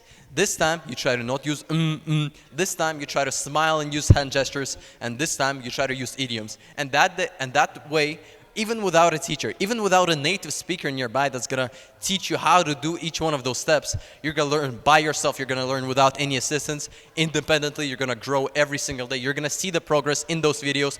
And when you compare the first video you did and the last video you did, it is not only going to be your speaking and your idioms that improved, it is going to be your public speaking that improved. It is going to be your social life that improved. Because now you know how to project yourself. Now you know how to project your smile, now you know how to project your emotions and your speech, obviously.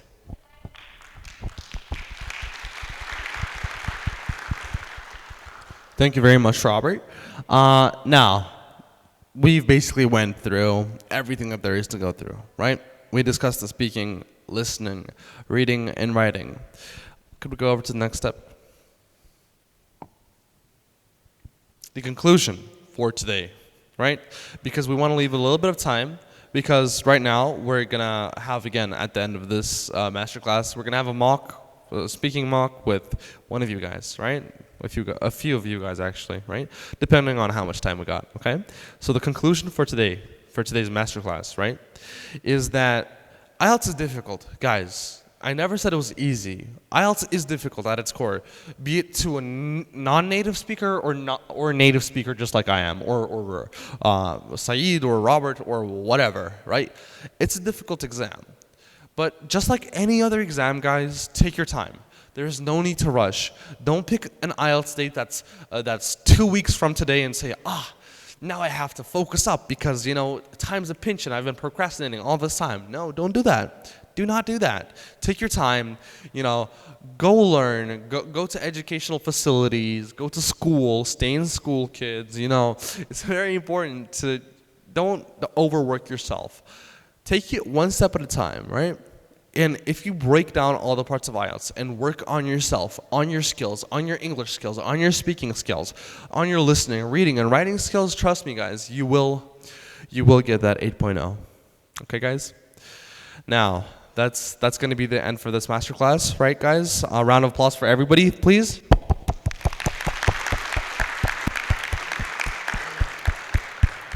Now, could we have 3 chairs here and 1 chair here? Okay? Essentially right now, guys, what we're going to be doing, right? We have 3 guys over here with 8.5s, and we're going to be basically having a mock examination of one of you guys here and giving you up front the results and the feedback. Right, Robert? And you? Of course. All right. So let's have 1 more chair up here. Okay, guys, now that we did set up, let's see a raise of hands. Who wants to be tested today? Who wants to be mocked? Oh, lady over there, you're the first one. Yeah, come up here. Let's go.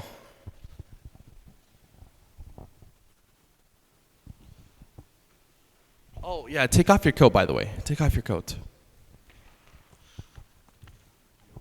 Oh, yeah, take off that coat. And you can just hang on the chair. Alrighty. Hi. All right. Hi. What's your name? My name is Khadija, and you can call me Hadi. Okay, gotcha, Hadi. And without further ado, let's get into the mock examination. My name is Firuzbek. You can just call me Firuz. Today I'll be your examinator, and I will have these 2 fine gentlemen, Robert and Said, to aid me in the evaluation process. So the very first question is, can you tell me about your hometown?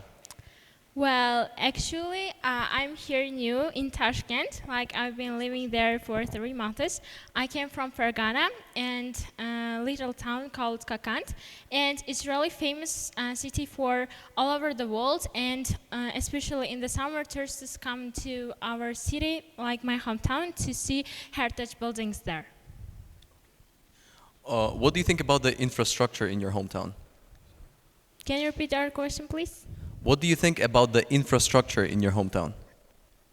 Infrastructure? Yeah, actually, it's not different like compared to the other cities. I know Kakant is one of the most popular city for its history. Like once the most memorable time, there are like buildings that are historical. So I think infrastructure is not different compared to the other buildings in Tashkent or in Uzbekistan. How important do you think public transport is for a city? When it comes to the public transport, I consider it's really important for especially the students because like they do not work and maybe they are loss of money.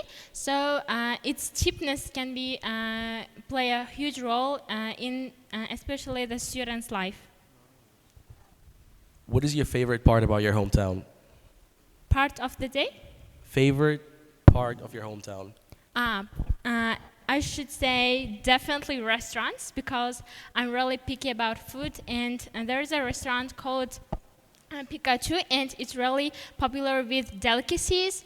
Like I'm really fan of Italian food, so when I usually come to this restaurant with my family members, we usually choose Pikachu.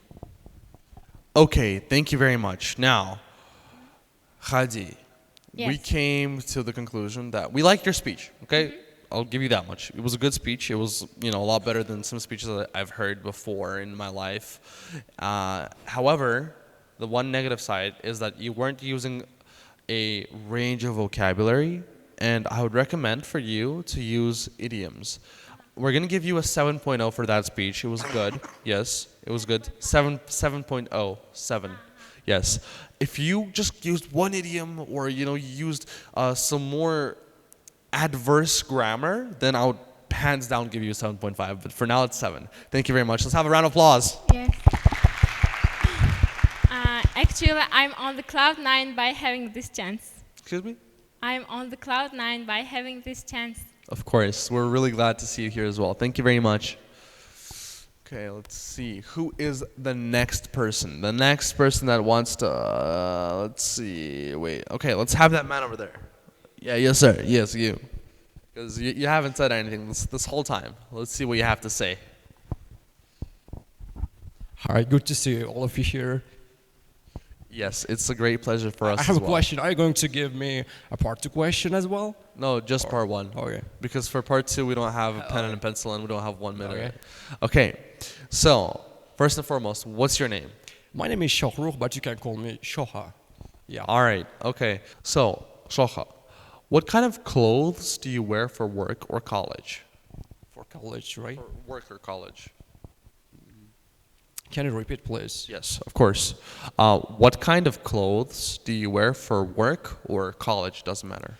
Actually, I really love wearing casual clothes because I feel comfortable. But I am a student. That's why I choose to wear the suits because I really want to be more. How can I say, smart? Yeah. Okay, yeah. Good. Next question. Do you like to get clothes as gift from friends or family? What? Do you like getting clothes as gift from friends or family? Yeah, definitely. It's a good chance for me to get clothes from my family members, and I told you last year on my birthday party, my father gave to me the beautiful suit, and it was so beautiful, and I loved it. Yeah. So, do you prefer dressing formally or casually? Actually, I really love wearing casual clothes because it's comfortable for me to wear sneakers and other casual clothes instead of wearing suits and classic. Yeah. Thank you very much. Let's Robert. With consideration, we think that your score would be 6 or 6.5.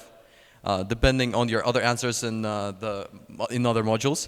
Basically, the mistakes that we've noticed is, first of all, repetition of certain words. Yeah. So in your speech, you repeated the word beautiful twice, for example.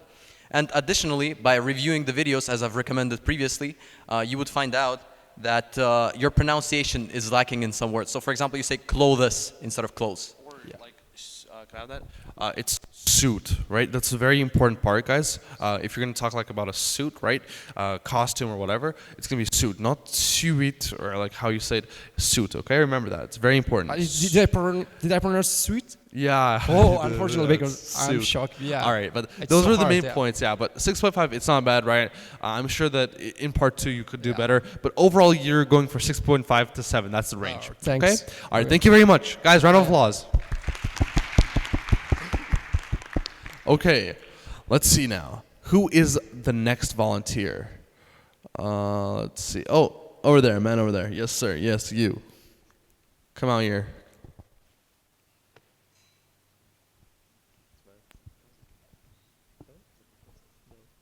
Hey. Hey. Okay, so hi. So, without further ado, let's get into it. What's your name? My full name is Shahryar Nurboboyev, but you can call me Shama. It's my nickname from games. Okay, Shaha. Now, just give me one moment. Let's think of a question. Oh, no, actually, we have some questions here. All right, you know what? Let me give you a different question while we're looking for that. Shaha, tell me about the place where you study. The place where I'm studying? Yes. So, actually, I'm a high school student, but most of the time I spent in my in my room at home because I don't fancy of going to school because it's too boring and it's not useful. So the place where I'm studying, actually, as I said, my cozy room, and I have some piece of furniture and my, stuff for educational purposes, and I usually spend most of my time, enjoying my studies in my room. What is your favorite subject in school?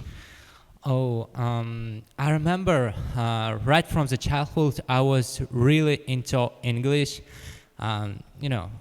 because I like the way the words pronounced, how the native speakers or my favorite musicians sounds like in English, and it was really funny and informative both. What do you think about the school facilities provided to you? If I talk about Uzbekistan, it's actually, to be honest with you, poor. Let me explain why. Because it's actually outdated, both methods of education and the facilities.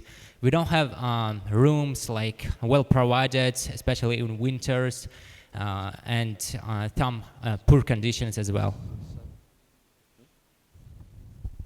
Okay, thank you very much, Akhrokh. Now, we're kind of having an inner discussion here.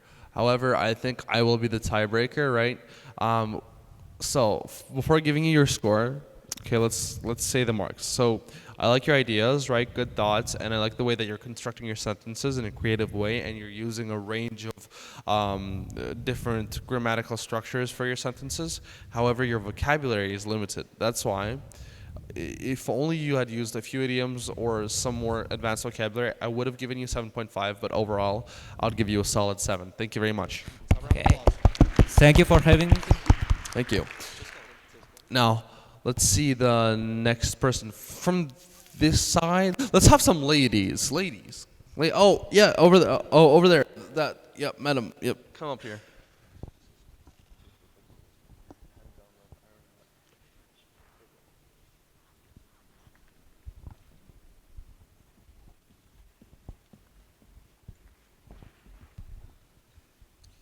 Artie, hi, hello. What can I call you?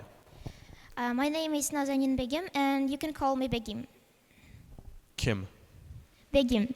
Begim. Okay. Yes. So, without further ado, let's get into the questions. Now tell me about the kind of music you listen to. What kind of music do you prefer and why? Well, if you ask me about the music, I would say that, as you know, there are different kinds of genres, but I would generally opt for a classical genre, as it is much more kind of useful to, it helps us to relax and chillax, especially when we are doing something important. Okay, and can you please tell me, when do you listen to music?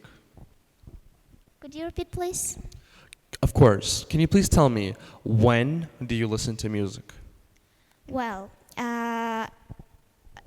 to tell you the truth, I would say that mostly I spend my time by listening to the music, especially when I'm going to the English club. By the way, I'm trying to listen especially to the English songs. And when I'm cooking something for dinner, I usually opt for listening to the music or songs. So, have you ever been to a musical concert? Sorry, could you repeat? Of course. Have you ever been to a musical concert? Unfortunately, till today, I wasn't able to pay a visit to any kind of concert. But in the future, I hope that I will visit one of my favorite singers' concert in the future. Okay, thank you very much. Now, after taking into consideration, right, again, before the score, let's give the plus sides, right? I liked how, you were using a sentence structure and you were using somewhat grammar, right? However, it's very important for us to be able to understand what you're saying, right? So try not to speak too loud like this, or because you're mumbling your words, and remember not to mumble your words, because if we can't understand the words that are coming out of your mouth, then it's going to be hard for us to give you a good band score. And because you were mumbling quite a bit and we weren't completely able to understand what you were saying, this time, for part 1, we will have to give you, for speaking, a 6.0. Thank you very much, guys. Round of applause. Okay. Can I ask a question, by the way? Can I ask a question, please? Yeah, of course. Related to part 3. If we don't have any kind of ideas about, let's say, about the topic of environment, can you give us any kind of tips how to avoid or is it any loophole to kind of avoid these questions? If we don't have any idea what have to do, what do we have to do? So you're asking how do we answer difficult questions from part 3? Yes, if we don't have any idea about, let's say I'm not good part at 2 or part environment. Part 2 or part 3? Part 3. Well, part 3, it's quite straightforward. You will already have ideas for part 3 because part 3 is just a continuation of part 2, and you were talking about something for 2 minutes. You should have some sort of understanding of what that is. However, if you don't, a great way to look for ideas would be to say because. Just add because to your sentences and the ideas will come to you.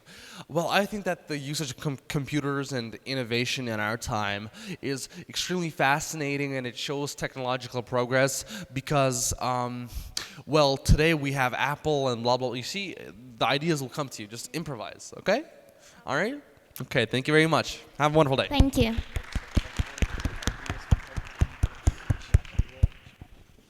Okay, next person. Let's see. Oh, we had that gentleman over there. Yes, sir. No. The very far left. Yes.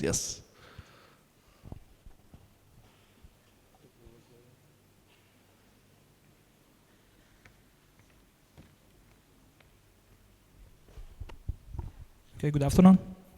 Hey. Okay, so hi, what can I call you? You can call me Hojakbar. Hojakbar. Okay, great. So, Hojakbar. Let's see. Let's talk about free time now. What do you enjoy doing in your free time? Well, when I have leisure time, I tend to listen to music or sometimes read some articles in order to prepare for IELTS exam. Do you think you get enough free time?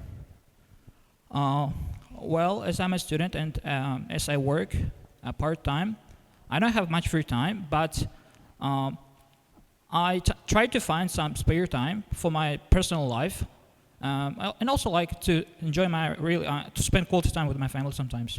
That's great. And what's your favorite activity to conduct in your free time? Well, my favorite activity to spend my time is playing football, actually, because I'm really fond of sports, especially football. And I can say that on Sundays we gather with our friends to wine and dine, and also like to enjoy our time playing football and also having some fancy words, activities. How important is it to use your free time usefully? Could you please repeat? How important is it to use your free time usefully? Well, as an adult, using free time efficiently is extremely important because our time is like flying, and I think if we don't use our free time actively as we want in the future, we can regret, and the things which we do right now is going to pay off in the future. That's great. Thank you very much. Now, the great points was I really like the way that you were fluent and flexible with your language. That was good. Of course, we didn't hear any idiom usage almost, and the grammatical range was short, right? So try to work on that in the future and work on your vocabulary because that part is also lacking a little bit. Overall, it was a good speech. I liked it, and we decided to give you, for part 1, a 7.0 overall. Thank you very much. Okay. Okay, last person, guys, the very last person. We had a male, so let's go have a turn for the females, okay? So, who? Brave lady back there? No. Yo, that lady over there. Yep. Come to the stage. Come. Did you have your hand up? Yes, you. No, the lady. Because we had a man, and now it's time for a lady, right? Yes. Oh, is that you? Oh, that's so small. Come up here.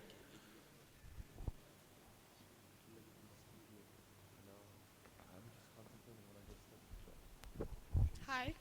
Hey there, hey. So, what can I call you? My name is Ziyada. Ziyada. Okay, Ziyada. It's very nice to meet you.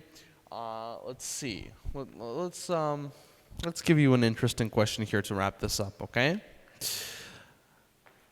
Can you, actually, how often do you use the computer? Well, actually, I use computer sometimes because it's really convenient and I can see my serials or films in a large monitor. Before you continue, everybody remember, it's not serials. Serial is chlopia. Series, okay? Series, remember. Okay. Generally, I used computer to do my some subjects like readings and writings. I think it's really useful for me because I have some problems with my eye, and I think computer is really useful, and I use it sometimes. Thank you very much. And what exactly do you use your computer for? I use it when I go like in libraries because I said earlier that it's really comfortable for me with because it have a big monitor, and on top of that the computer is modernized technology which can give me opportunity for my study. That's enough. Thank you. Great. Do you think it is important to know how to use a computer? Can you repeat? Do you think it is important to know how to use a computer? What? Do you think it is important to know how to use a computer? Definitely, yeah. Because, in our digital age, every person should know about IT technology because firstly, it gives you good payment. Secondly, is technology are stayed a part of our life, which is really crucial.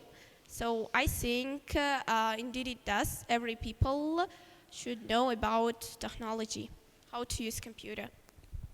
Thank you very much. A round of applause, please, first of all. That was a great speech. And with the consideration, we think that your score currently for the part 1 would be 6.0. We believe that you could further emphasize on your vocabulary. So for example, instead of using I use my computer sometimes, you could have said I use my computer depending on my needs or on the time of the year. And then you could have emphasized on the idea of summer, study time, all of that. And we think if you get those additional ideas through the difference in your vocabulary, you would improve greatly. Okay, thank you. Thank you very much.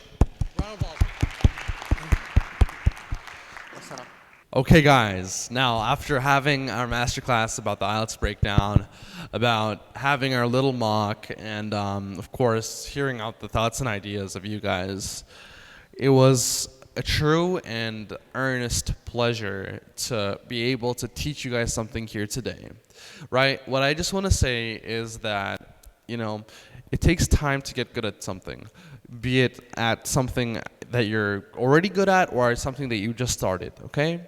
So please don't rush, don't hesitate. Make sure that you're allocating time, right? And you're being responsible with everything that you have going on for you. Okay, guys? I'll give the floor to Robert now. The major thing many of you don't understand is that it's not about how much work you put in every day. It's not about how much work you put in every day. It is about how much work you put in every day. So the key here is staying consistent. You do not necessarily have to spend 6 hours per day studying for IELTS, and then you're going to get tired, and for the next month, you're just going to ignore IELTS completely. The key factor here is being consistent with it. Spend 1 hour every day. Spend half an hour every day. But you have to make it applicable to your life, to your lifestyle. And it should be integrated in it as a big part of it. So, to study for IELTS, use these tips. Hopefully all of you enjoyed it. Hopefully you appreciate all the information and all the tips that we shared with you. And we'll see you on further events. Enjoy what you do, guys. Keep on grinding. Make sure to get that 8+. Good luck. See you soon.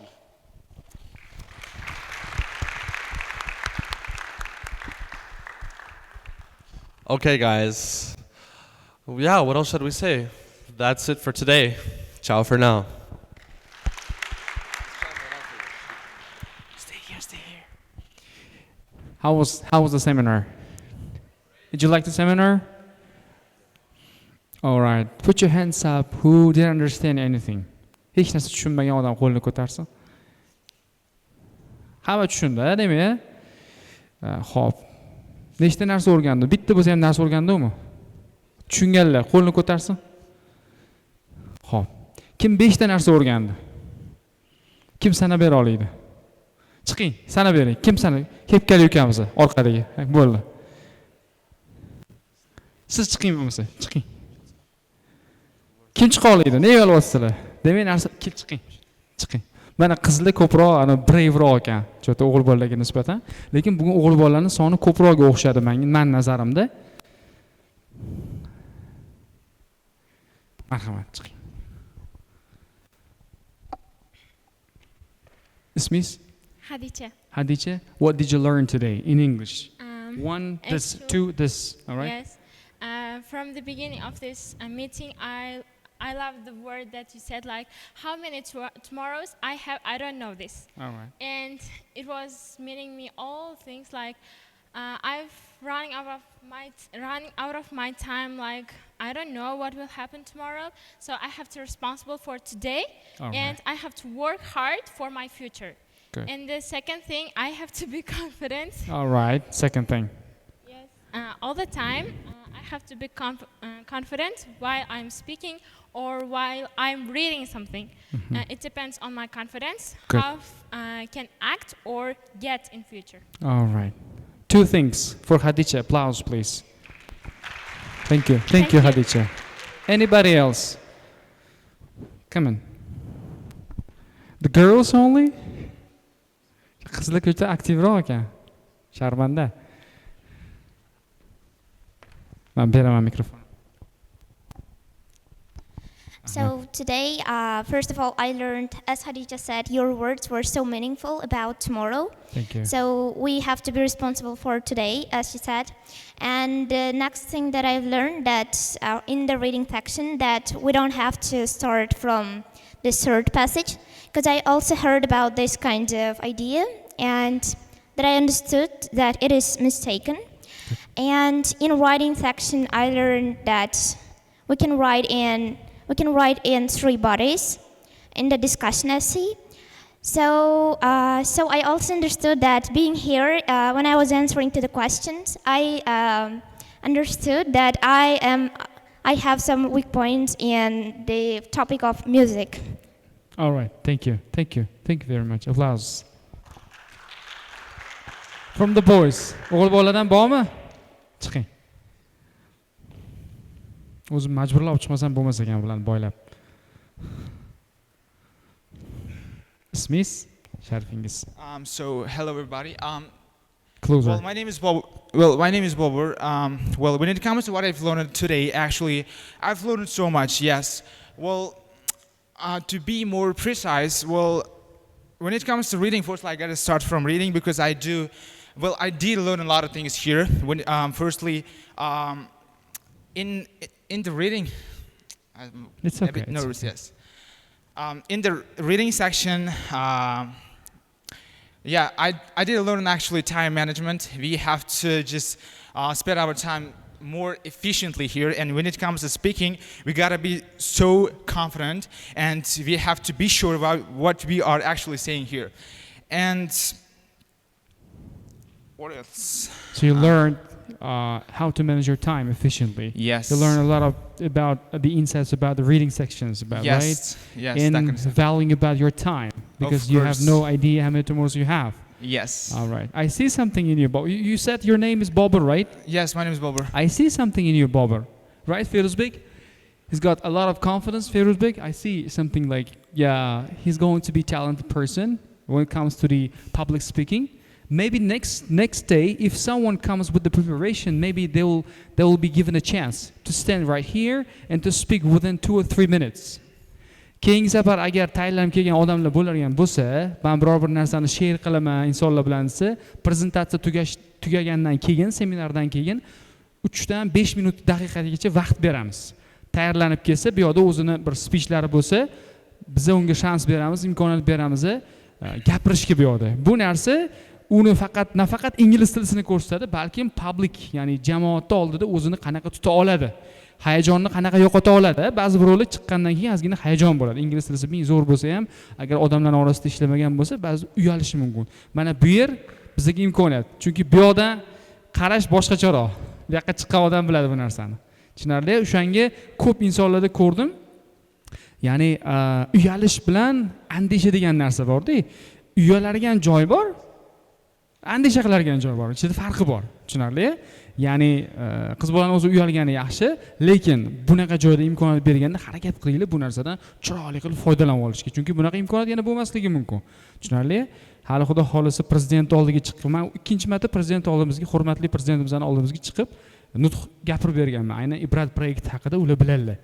Ibrat proyektlarini olsada mana debatlar bor, bilasizlar. Ibrat kamp bor, lagerlar bor, bilasizlar. Mana debatlar yaqinda o'tkazmoqchimiz. Ibrat farzandlari media bizani kanalimizda bor YouTube'da, bilasizlarmi? Qo'lni ko'tarsin, kim ko'radi? Aynan men o'zim darslar qilyapman o'sha yerda. Noldan darslar qilyapman o'zbek tilida 100%. 100gacha hali harakat qilaman, hamma levellarni tugatib chiqishga harakat qilinglar. Boshqa o'zingizlarga ilmga chanqoq o'zingizlarga o'xshagan insonlarga bu narsani yetkazishga. Ibrat farzandlari, xo'pmi? Boburjon, kattakon rahmat. Rahmat, thank you very much. Demak, men ko'rdim, hamma narsa o'rgangan, faqat ozgina uyaldi chiqishga. Bu narsani tushundim. Men keyingi safar kutib qolgan bo'lardim. Zo'r qilib tayyorlanib kelsanglar, o'shanda eslatasizlar, meni prezentatsiyam bor edi 3 minutgacha. O'zim gapirsam, nima deysizlar desangiz, men o'zim sizlarga imkoniyat beraman, chiqib, nafaqat bu yerda eshitasizlar, balkim gapiruvchi bo'lasizlar. Men xohlayotgan narsa speaker bilan sizlarning o'rtangizda interaction bo'lsin. Faqat eshituvchi bo'lmaylik. Bu konsert emas, xalqlar do'stligi sanoatli. Tushunyapsizlarmi? Dars faqat katta ob'yomdagi dars.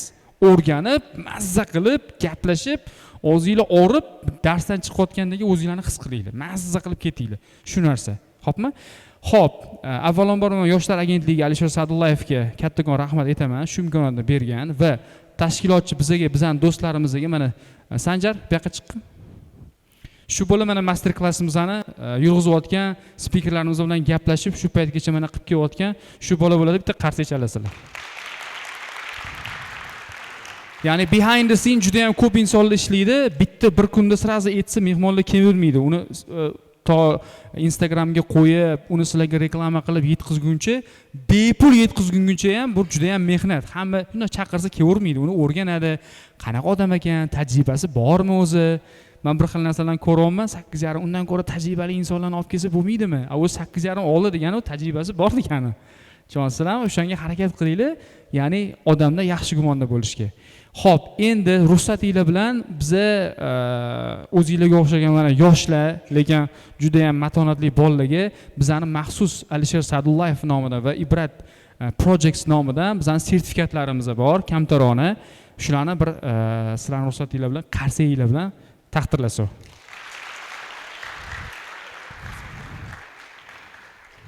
Kim ekan bu? Mr.Firuzbek for the outstanding performance. Thank you. For the Robert Gafurov and Said Azimxon, Said Gaziyev. Bular ham biroz bo'ladi ham hayajon bo'ldi, lekin rozi bo'lasizlar hayajoniga.